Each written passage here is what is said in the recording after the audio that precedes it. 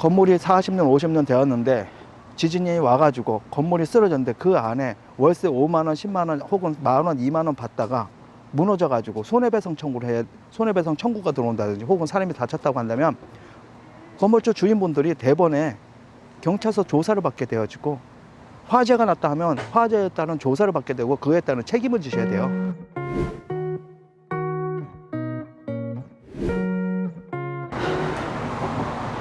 안녕하십니까. 건축사 안선생 안홍준입니다. 오늘은 외부로 나왔습니다.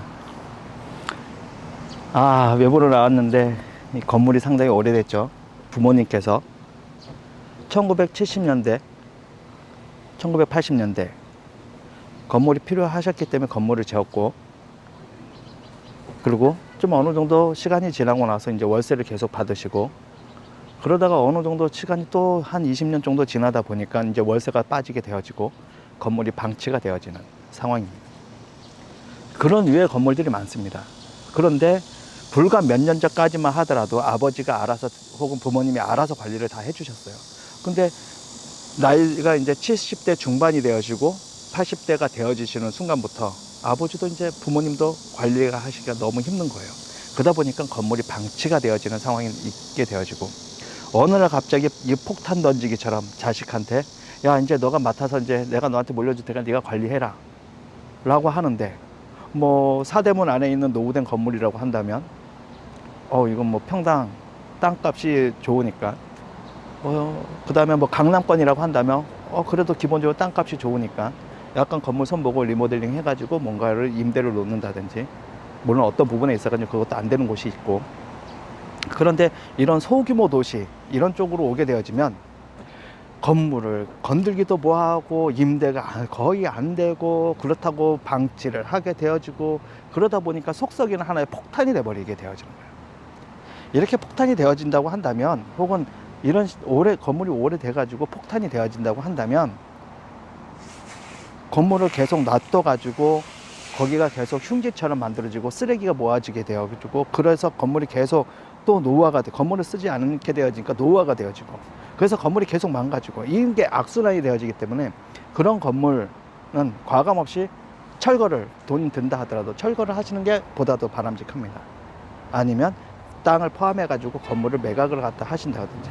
그런데 만약 그 땅이 과거에 부모님들의 삶의 터전이었고 자기의 기억이 있다고 한다면 그냥 반듯하게 철거를 하시고 울타리를 쳐서, 그리고 바닥에 뭐 다른 것들이 못 들어오게 정리를 갖다 잘 해줘 가지고 자기가 뭐 간헐적으로 쓴다라든지, 아니면 그 땅 자체를 주변에 임대를 준다라든지, 이런 식으로 해가지고 좀 삶의 무게를 좀 이렇게, 혹은 폭탄의 무게를 좀 더 이렇게 소프트하게 만들 수 있는 그런 과정에 대해서 좀 이제부터는 눈을 뜨셔야 되는 시기가 왔습니다.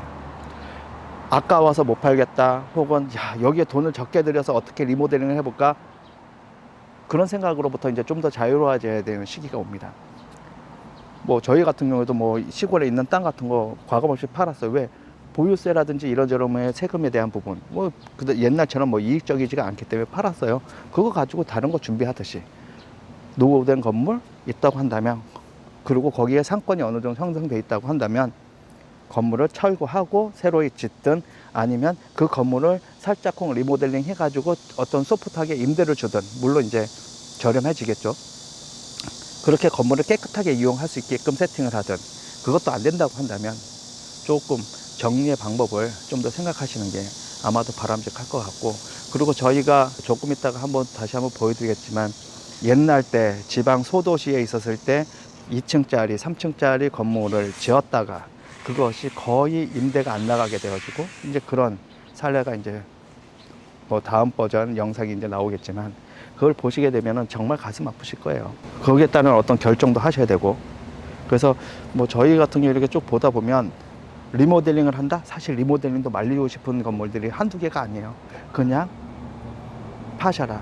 땅에 대한 투자 가치가 있다면, 그렇다면 건물만 정리를 하시고 주변에 주차장이라든지 이런 걸로 갖다 임대를 갖다 주신다든지, 이런 게 어찌 보면 좀 더 바람직하고, 만일에 건물이 40년, 50년 되었는데 지진이 와가지고 건물이 쓰러졌는데 그 안에 월세 5만 원, 10만 원 혹은 만 원, 2만 원 받다가 무너져가지고 손해배상 청구가 들어온다든지, 혹은 사람이 다쳤다고 한다면 건물주 주인분들이 대번에 경찰서 조사를 받게 되어지고, 화재가 났다 하면 화재에 따른 조사를 받게 되고 그에 따른 책임을 지셔야 돼요. 그런 더 큰 폭탄도 있기 때문에 과감히 정리를 해야 될 건 과감히 정리를 하고, 머릿속에서 그것을, 그 스트레스를 우선 뺄 수 있게끔 하나씩 하나씩 빼게 되어지면, 어느 날 갑자기 부모님으로부터 받았던 어떤 재산적인 것들, 그런 게 보다 더 안정적으로 내가 자기가 스트레스 안 받으면서 유지관리라든지 이용을 혹은 임대를 더 잘할 수 있지 않을까. 한 번 더 고민을 갖다 해보시는 걸 추천드립니다. 이상 건축사 안선생이었습니다. 감사합니다.